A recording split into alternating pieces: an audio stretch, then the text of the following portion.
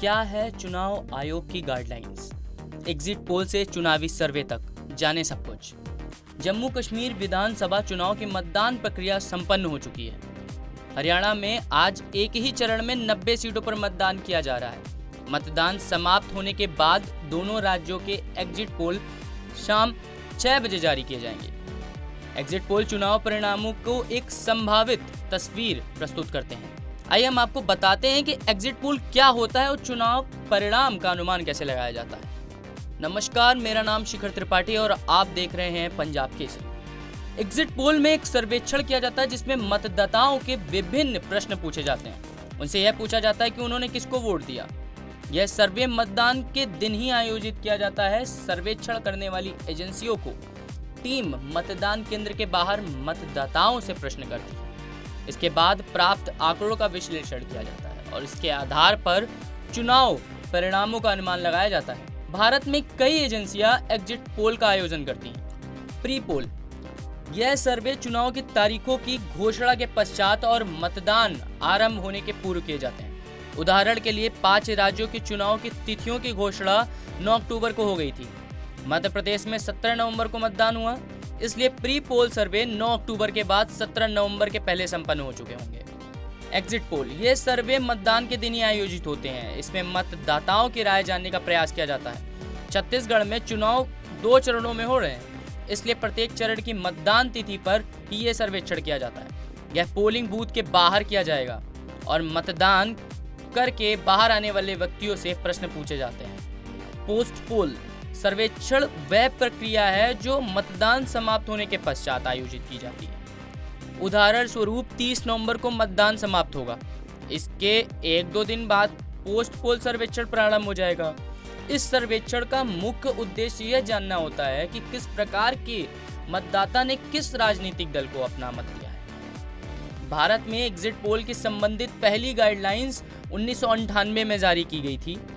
चुनाव आयोग ने आर्टिकल 324 के अंतर्गत 14 फरवरी 1998 की शाम 5 बजे से 7 मार्च 1998 की शाम 5 बजे तक एग्जिट पोल और ओपिनियन पोल के परिणामों को टेलीविजन और समाचार पत्रों में प्रकाशित करने या प्रदर्शित करने पर प्रतिबंध लगा दिया था। 1998 के आम चुनाव का पहला चरण 16 फरवरी को और अंतिम चरण 7 मार्च को आयोजित किया गया था।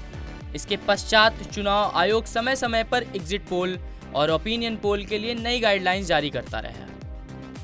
रिप्रेजेंटेशन ऑफ पीपल्स एक्ट 1951 के अनुसार जब तक सभी चरणों की मतदान प्रक्रिया समाप्त नहीं हो जाती तब तक एग्जिट पोल का प्रदर्शन नहीं किया जा सकता। अंतिम चरण की मतदान समाप्ति के आधे घंटे बाद एग्जिट पोल के परिणामों को प्रदर्शित किया जा सकता है। कानून के अनुसार यदि कोई भी व्यक्ति चुनाव प्रक्रिया के दौरान एग्जिट पोल या चुनाव से संबंधित किसी सर्वेक्षण को प्रदर्शित करता है या चुनाव आयोग की गाइडलाइंस का उल्लंघन करता है तो उसे 2 वर्ष तक की कैद, जुर्माना या दोनों का सामना करना पड़ सकता है। एग्जिट पोल के परिणाम कभी कभी अत्यंत सटीक नहीं होते, लेकिन कई बार ये गलत भी साबित होते हैं। 2004 में लोकसभा चुनाव में एग्जिट पोल के पूर्वानुमान और वास्तविक चुनाव परिणाम एकदम विपरीत थे।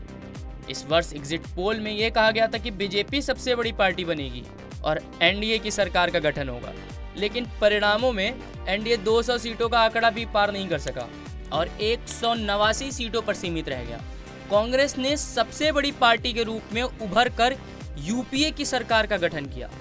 2009 के लोकसभा चुनाव में भी एनडीए और यूपीए के बीच कड़ी प्रतिस्पर्धा की बात कही गई थी, लेकिन जब परिणाम सामने आए तो यूपीए ने 262 और एनडीए ने 159 सीटें जीती। 2014 और 2019 के आम चुनावों में एग्जिट पोल सही साबित हुए।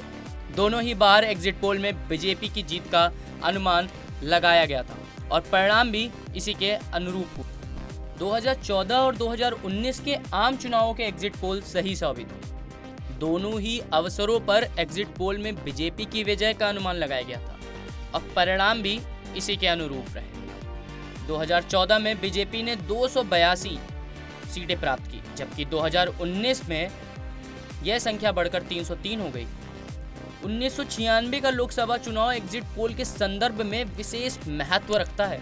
उस समय दूरदर्शन पर एग्जिट पोल के परिणाम प्रदर्शित किए गए थे। यह पहली बार था जब टेलीविजन पर एग्जिट पोल के नतीजे दिखाए गए थे। यह सर्वेक्षण centre for the study of developing societies CSDS द्वारा किया गया था। उस चुनाव में CSDS ने अपने एग्जिट पोल में खंडित जनादेश की भविष्यवाणी की थी, जो सही साबित हुई। बीजेपी सबसे बड़ी पार्टी के रूप में उभरी, लेकिन बहुमत से वंचित रही। अटल बिहारी वाजपेयी प्रधानमंत्री बने, लेकिन बहुमत न होने के कारण उन्हें 13 दिन के भीतर इस्तीफा देना पड़ा। हरियाणा की सत्ता की ओर बढ़ चुकी है। देखना यह होगा कि जम्मू कश्मीर और हरियाणा दोनों जगह पर किसकी सरकार बन के आती है। ऐसे में सवाल ये उठता है कि सत्ता किसकी होगी। ऐसे ही देश दुनिया की तमाम खबरों के लिए देखते रहें पंजाब केसरी।